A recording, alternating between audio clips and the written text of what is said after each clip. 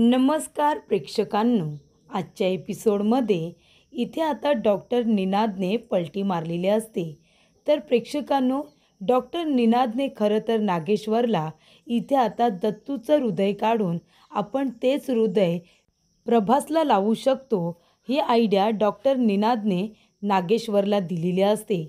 पण जेव्हा हे प्रकरण डॉक्टर निनादच्या अंगाशी येतं तेव्हा मात्र डॉक्टर निनाद गावकऱ्यांसमोर सगळं खापर नागेश्वरवरती फोडून मोकळा होतो. डॉक्टर निनाद म्हणत असतो की मलाच इथे नागेश्वर साहेबांनी सांगितलं होतं त्यांच्या मेहुण्याला इथे हृदय मिळत नाही आहे, तर त्यांच्या मेहुण्याला इथे हार्ट ट्रान्सप्लांट करायला सांगितलेलं आहे. पण त्यासाठी डोनर मिळत नसल्यामुळे इथे मला नागेश्वर साहेबांनी सांगितलं दत्तूचं हार्ट काढून त्यांच्या मेहुण्याला प्रभासला लावायला सांगितलं होतं. तेव्हा प्रेक्षकांनो, नागेश्वर म्हणत असतो, ए डॉक्टर, काय बोलतोयस काय तू? माझ्यावरती खोटे आरोप करतोयस का? हे बघ गिरिजा, मी असं काहीही केलेलं नाही आहे. हा डॉक्टर माझ्यावरती खोटे नाटे आरोप करतोय. तेव्हा इथे गिरिजा म्हणत असते, अहो पण ते जर खोटं बोलत असतील तरी ही एवढी मोठी ॲम्ब्युलन्स इथे काय करते? त्याच्यामध्ये माझे बाबा काय करतायत? आणि बरोबर आत्ताच तुम्ही इथे काय करताय? तेव्हा गिरिजा म्हणत असते, नागेश्वर साहेब, खरं खरं सांगा, कुठे घेऊन जात होतात माझ्या बाबांना? नक्की काय करण्याचा प्रयत्न करत होतात? तेव्हा इथे नागेश्वर म्हणत असतो, अरे मी काही केलेलं नाही आहे. हा माणूस खोटं बोलतोय पैशांसाठी. तेव्हा प्रेक्षकांनो, इथे नागेश्वर म्हणत असतो, ए डॉक्टर, का माझ्यावरती खोटे नाटे आरोप करतोस तू? सांग ना, काय पुरावा काय आहे तुझ्याकडे की तुला हे सगळं मी करायला सांगितलं आहे? तेव्हा इथे डॉक्टर निनाद म्हणत असतो की नागेश्वर साहेब, तुमच्यासारख्या लोकांबरोबर डील करायचं म्हणजे आम्हालासुद्धा सगळी पूर्वतयारी करावी लागते. पुरावा आहे माझ्याकडे. तेव्हा इथे डॉक्टर निनाद आपल्या मोबाईलमध्ये त्यांनी जेव्हा ते नागेश्वरबरोबर डील करायला गेलेले असतात तेव्हा त्याने व्हिडिओ तयार केलेला असतो आणि तो व्हिडिओ इथे आता गिरिजाबरोबरच संपूर्ण लोकांना ऐकवलेला असतो. त्याच्यामध्ये नागेश्वर आणि डॉक्टर निनाद या दोघांचा सुद्धा आवाज असतो. त्यानंतर प्रेक्षकांनो, मोनू खूपच जास्त रडत असतो. तो म्हणतो, तायडे, अगं कुठे आहेस तू? बाबाला कुठं नेला असेल त्या लोकांनी? तेव्हा इथे आता मोनू म्हणत असतो की रुद्रदादा, मी जातो ना माझ्या बाबांना शोधायला, तायडीला तरी शोधू दे. तेव्हा इथे रुद्र म्हणत असतो की मोनू, तू कुठेही जाऊ नकोस. हे बघ, मी सांगतोय ना तुला, तुझी ताई नक्की सापडेल आणि तुझे बाबासुद्धा. तेव्हा प्रेक्षकांनो, इथे आता रुद्रला उर्वशीचा फोन आलेला असतो. उर्वशी म्हणत असते, अरे रुद्र, कुठे आहेस तू? तेव्हा रुद्र म्हणतो, आत्या, मी हॉस्पिटललाच आहे. तेव्हा उर्वशी विचारत असते की कुणी डोनर मिळाला का प्रभाससाठी? तेव्हा इथे अजून डोनर मिळालेला नाही आहे, आम्ही शोधामध्ये आहोत, असं आता इथे रुद्र म्हणत असतो. पण इथे वेगळाच प्रॉब्लेम झाला आहे. अगं आत्या, गिरिजाचे वडील आहेत ना, ते हॉस्पिटलमधून गायब झालेत.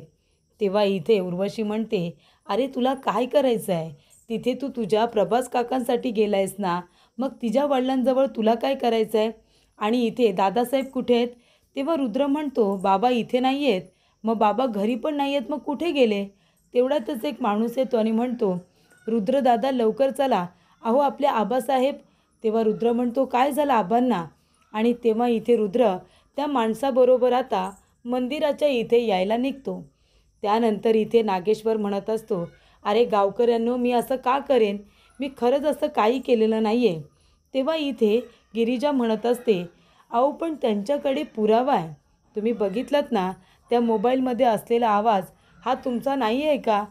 तेव्हा इथे नागेश्वर म्हणत असतो, नाही आहे, नाही आहे तो आमचा आवाज. आम्हाला फसवलं जातं या सगळ्यामध्ये. पण तरीसुद्धा तुमच्या सगळ्यांची हीच इच्छा असेल की मी माफी मागावी, तर मागतो मी माफी. तेव्हा इथे गावकरी म्हणतात, माफी तर तुम्हाला मागावीच लागेल, तीसुद्धा तिच्या पायावरती डोकं ठेवून. तेव्हा नागेश्वर म्हणतो, नाही, मी असं करणार नाही आहे. मी हात जोडून तुझी माफी मागतो. हे बघ गिरिजा, मी काही केलेलं नाही आहे. पण जर तुला वाटत असेल की मी चुकीचं आहे तर मी तुझी माफी मागतो. तेव्हा प्रेक्षकांनो, गिरिजासुद्धा आता काहीही बोलत नाही. त्यानंतर इथे आता गावकरी म्हणतात की नागेश्वर साहेब, तुमचा गुन्हा इतका मोठा आहे ना की तुम्हाला गिरिजाच्या पायावरती डोकं ठेवून माफी मागावी लागणार आहे. तेव्हा इथे आता नागेश्वर म्हणतो, ठीक आहे, तुमच्या सगळ्यांच्या समाधानासाठी मी माफी मागायला तयार आहे. तेव्हा इथे गिरिजा म्हणालेली असते की का केलं तुम्ही असं? माझा तुमच्यावरती किती विश्वास होता.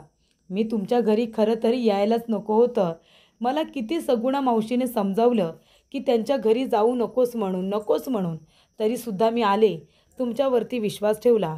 पण तुम्ही शेवटीला विश्वासघात केलातच. खूप चुकीचं केलं तुम्ही माझ्याबरोबर. तेवढ्यात इथे आता गावकरी म्हणतात, नागेश्वर साहेब माफी मागा.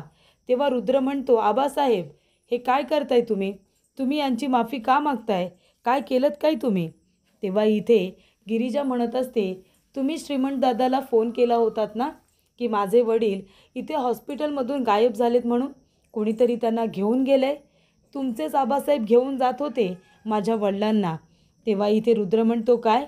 आबासाहेब असं कधीच करणार नाही, आम्हाला माहिती आहे. तेव्हा गिरिजा म्हणते, विचारा ना तुमच्या आबासाहेबांना, पुरावा आहे त्यांच्या विरोधात. विचारा कुठे घेऊन जात होते माझ्या वडिलांना ते. तेव्हा इथे गिरिजा म्हणते, तुमचे आबासाहेब माझ्या वडिलांचं हृदय काढून तुमच्या प्रभास काकांना त्यांचं हृदय लावणार होते. माहिती आहे तुम्हाला? अहो, जिवंत माणसाचं कोणी हृदय काढून घेतं का? तुमच्या स्वार्थासाठी माझ्या आबासाहेबांचा जीव घ्यायला निघाला होतात तुम्ही. तेव्हा इथे रुद्र म्हणतो, हे बघा, माझ्या आबासाहेबांनी असं काही केलेलं नाही आहे. तेव्हा इथे गावकरी म्हणतात, बघा, बाप जसा बेटा, कशावरून त्यांचा मुलगासुद्धा या सगळ्यामध्ये सामील नसणार आहे? तेव्हा इथे नागेश्वर म्हणतो, एक मिनिट, आमच्या मुलांना, आमच्या चिरंजीवांना याच्यामध्ये खेचू नका. त्यांची काही चूक नाही आहे, त्यांना काही माहिती नाही आहे. तेव्हा प्रेक्षकांनो, इथे आता माफी मागत असताना गावकरी व्हिडिओ काढत असतात. तेव्हा रुद्र चिडतो आणि म्हणतो, हे काय करताय तुम्ही? मोबाईल खाली करा आधी. तेव्हा नागेश्वर म्हणतो, चिरंजीव तुम्ही गप्प बसा आणि अजिबात मध्ये बोलू नका. रुद्रप्रताप मागे व्हा. तेव्हा प्रेक्षकांनो, रुद्र आता गप्पच बसतो. तो म्हणत असतो, नाही आबासाहेब, तुमची जर काही चुकीच नाही आहे तर तुम्ही माफी का मागताय? तुम्ही माफी मागितलेली मला चालणार नाही आहे आबासाहेब. तेव्हा नागेश्वर म्हणतो, हे बघा, माझ्या विरोधात कुणीतरी कट रचला आहे. पण इथे जर गिरिजाचा गैरसमज झाला असेल तर तो गैरसमज मला दूर करायलाच हवा. तेव्हा इथे रुद्र म्हणत असतो की तुमची जर चूक नाही आहे तर तुम्ही का माफी मागताय? का त्यांचा गैरसमज दूर करताय? त्यांना बरं वाटावं म्हणून तुम्हाला हे सगळं करायची गरज नाही आहे आबासाहेब. पण तरीसुद्धा नागेश्वर ऐकत नाही. कारण नागेश्वराला तिचं नशीब पडताळून पुन्हा पुन्हा बघायचं असतं. त्याच्या स्वार्थासाठी त्याला इथे आता तिच्या नशिबाचा वापर करून घ्यायचा असतो. आणि म्हणूनच प्रेक्षकांनो, इथे नागेश्वर आता गिरिजाच्या पायावरती डोकं ठेवून तिची माफी मागतो. तेव्हा प्रेक्षकांनो, गिरिजा इथे रडत असते. तिलासुद्धा ही गोष्ट आवडलेली नसते. गावकऱ्यांना ती म्हणत असते की माझ्या पाया वगैरे त्यांना पडायला लावू नका. पण प्रेक्षकांनो, इथे आता त्याची चुकी इतकी मोठी असते की गिरिजालासुद्धा गावकऱ्यांसमोर काही बोलता येत नाही. जिवंत माणसाचं हृदय काढण्याची हिंमत नागेश्वराने दाखवलेली असते, फक्त स्वतःच्या स्वार्थासाठी. आणि म्हणूनच प्रेक्षकांनो, इथे आता नागेश्वर गिरिजाच्या पायावरती डोकं ठेवून माफी मागतो. तेव्हा रुद्रला खूप वाईट वाटतं. आपल्या वडिलांना असं झुकलेलं बघितल्यानंतर रुद्रसुद्धा रडायला लागतो. आपल्या वडिलांचा झालेला अपमान त्याला सहन होत नाही. तेव्हा नागेश्वर म्हणतो, हा नागेश्वर फक्त देवी आईच्या समोर झुकलाय, देवाच्या समोर झुकलाय, माणसाच्या समोर तो झुकला नव्हता. पण आज तो झुकणार आहे फक्त तुझा गैरसमज दूर करण्यासाठी. आणि नंतरला पाया पडून नागेश्वर चालतच आता तिथून निघून जातो. तेव्हा रुद्र म्हणतो, आबासाहेब कुठे जाताय तुम्ही? आबासाहेब गाडीमध्ये तरी बसा, चालत कशाला जाताय? तेव्हा इथे आता कुणाचंही नागेश्वर ऐकत नाही. सरळ तिथून चालत चालत निघून जातो. आणि तेव्हा प्रेक्षकांनो, गिरिजा म्हणत असते की दादा, जरा प्लीज मदत करा ना, माझ्या वडिलांना हॉस्पिटलला घेऊन जायचं आहे, प्लीज थोडी मदत करा. तेव्हा इथे आता रुद्र गिरिजाजवळ बोलायला येतो आणि तिला म्हणतो, झालं तुमचं समाधान? झालं तुमच्या मनासारखं? हेच हवं होतं ना तुम्हाला? माझा राग माझ्या वडिलांवरती काढून मोकळ्या झालात तुम्ही? बदला पूर्ण झाला असेल तुमचा आता. मनाचं समाधान झालं का? माझे वडील इथे सगळ्या लोकांसमोर ताठ मानेने फिरायचे, पण तुम्ही त्यांना इथे झुकायला लावलत, तुमच्या पायावरती डोकं ठेवायला लावलत आणि हे तुम्ही अजिबात चांगलं केलेलं नाही आहे. हे मी कधीही विसरणार नाही आहे. नाही आवडलं मला तुम्ही जे काही वागलात ते. माझ्या वडिलांना इथे तुमच्या पाया पडताना बघून मला जे काही वाटलं असेल ना, त्याचा तुम्ही विचार नाही करणार. तुम्ही जसं वागलायत ना आज, मी कधीच ते विसरणार नाही आहे आणि ना कधी तुम्हाला विसरू देणार. लक्षात ठेवा तुम्ही आणि मीही लक्षात ठेवेन. कधीही विसरणार नाही आहे मी. आणि इथे प्रेक्षकांनो, आत्तापर्यंत गिरिजाने फक्त रुद्राचं गोड गोड बोलणं बघितलेलं असतं, हसून तिच्याकडे बघणं बघितलेलं असतं. पण आता पहिल्यांदाच गिरिजाने रुद्रचा रागसुद्धा बघितलेला असतो. त्यानंतर प्रेक्षकांनो, शांत स्वभावाचा रुद्र आज भयंकर रुद्र अवतारामध्ये असतो. त्यानंतर इथे नागेश्वर रस्त्याने इथे चालत चालत आलेला असतो, कारण त्याला इतका राग आलेला असतो की तो गाडीमध्ये सुद्धा बसत नाही. त्यानंतर आपल्या घराच्या बाहेर येतो आणि तिथे बाहेर पाणी ठेवलेलं असतं. त्या पाण्याने आता स्वच्छ हात धुवून घेतो. त्याला सारखं सारखं आठवत असतं की त्याने त्या गिरिजाच्या पायाला हात लावले आणि तो तिच्या पायावरती डोकं ठेवून तिची माफी मागितली. हे सगळं आता त्या नागेश्वरला आठवत असतं आणि मग तो इथे संपूर्ण पाणी घेतो आणि आपल्या अंगावरती टाकतो आणि तो अंघोळ करून टाकतो. तेव्हा इथे नागेश्वरची झालेली चिडचिड रुद्रला कळत असते. रुद्र म्हणत असतो की आबासाहेब, का तुम्ही स्वतःला इतका त्रास करून घेताय? तेव्हा नागेश्वर म्हणतो, चिरंजीव, त्रास करून घेऊ नाही तर काय करू तुम्ही सांगा बरं. हे हात बघा ना, बघा ना हे हात मी धुतलेले आहेत. अंगावरती सुद्धा माती लागली होती, ती मी धुवून टाकले. पण या हातांचं काय करू? हे हात त्या पोरीच्या पायाला लागलेत आणि त्याला ते मातीसुद्धा लागले. मग हात तोडून टाकू का मी माझे आता? तेव्हा रुद्र म्हणतो, आबासाहेब, असं काही बोलू नका, मी जाऊन तिला आता. तेव्हा नागेश्वर म्हणतो, नाही, तुम्ही याच्यामध्ये पडायचं नाही. तुम्ही अजिबात या सगळ्यामध्ये पडायचं नाही. तुम्ही मला वचन द्या. तेव्हा इथे रुद्र म्हणतो, हे बघा आबासाहेब, मी या सगळ्याच्या मुळाशी जातो. तो व्हिडिओ आहे ना, तो खरा की खोटा ते चेक करतो. नक्की या सगळ्याच्या मुळाशी कोण आहे, कोण तुम्हाला फसवण्याचा प्रयत्न करतं आहे, हे सगळं मी शोधून काढतो आबासाहेब. तेव्हा इथे आबासाहेब आता मनामध्ये म्हणतात, अहो चिरंजीव, या सगळ्याच्या मुळाशी जर तुम्ही गेलात तर आमच्याबद्दलच तुम्हाला सत्य समजेल आणि तुमच्यासमोर आमचं सत्य आलेलं आम्हाला चालणार नाही. तेव्हा रुद्र म्हणतो, आबासाहेब, मी जाईन ना या सगळ्याच्या मुळाशी. तेव्हा इथे आबासाहेब म्हणतात, अजिबात नाही, तुम्ही या सगळ्याच्या मुळाशी जायचं नाही. तेव्हा रुद्र म्हणतो, सांगा मग मी काय करू ते सांगा. तुम्हाला बरं वाटण्यासाठी तुम्ही जे बोलाल ते मी करायला तयार आहे. तेव्हा इथे नागेश्वर म्हणत असतो की माझी मान प्रतिष्ठा माझ्यासाठी खूप मोठी होती.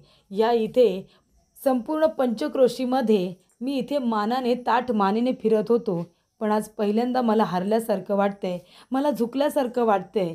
तेव्हा रुद्र म्हणतो, नाही आबासाहेब, अहो तुम्ही माफी मागितलीत म्हणून तुम्ही छोटे होत नाही, उलट तुम्ही मोठेच राहणार आहात.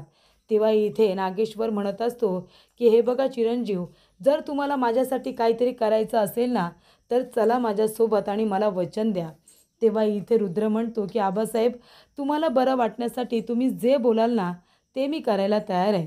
तेव्हा इथे पुढील भागामध्ये लगेचच इथे नागेश्वर रुद्रचा हात पकडतो आणि देवी याच्या समोर घेऊन येतो आणि तेव्हा इथे रुद्रला एक वचन घ्यायला सांगतो आणि ते वचन म्हणजे तो म्हणत असतो की नागेश्वर जे बोलणार ते रुद्रला करावं लागेल, तेच रुद्रला ऐकावं लागेल. त्यानंतर प्रेक्षकांनो, नागेश्वर येतो आणि गिरिजाला म्हणत असतो की या पत्त्यावरती मला भेटायला ये. तेव्हा गिरिजा त्या पत्त्यावरती नागेश्वरला भेटायला गेलेली असते. तेव्हा नागेश्वर म्हणतो, गिरिजा, बरं झालं इथे तू आलीस. तुझ्या वडिलांचं ऑपरेशन करायचं आहे, त्यांना पैशांची गरज आहे. मी तुला पैसे दे तुझ्या वडिलांच्या ऑपरेशनसाठी आणि मग तुझे वडील बरे होतील. आता त्यासाठी तुला एक गोष्ट करावी लागेल.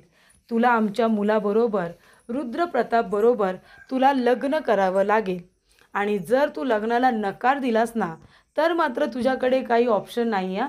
तुझे वडील दत्तू जिवंत राहणार नाही आणि जर लग्न केलंस माझ्या मुलाबरोबर तर तुझे वडील जिवंत राहतील. आता तू बघ तुला काय करायचं आहे ते. माझ्या मुलाबरोबर लग्न करायचं आहे की तुझ्या वडिलांना इथे देवाघरी पाठवायचं आहे, याचा विचार तू कर.